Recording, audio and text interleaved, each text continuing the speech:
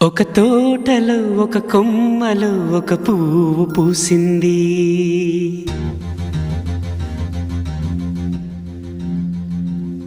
మహారాణిలా మహాలక్ష్మిలా ఆ పువ్వు నవ్వింది.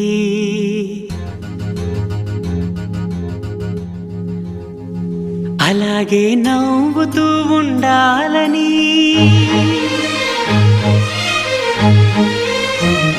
అలాగే నవ్వుతూ ఉండాలని నింగి నేల వాగు వంక చెట్టు చేమ గువగూడు ఆశీర్వదించాయి.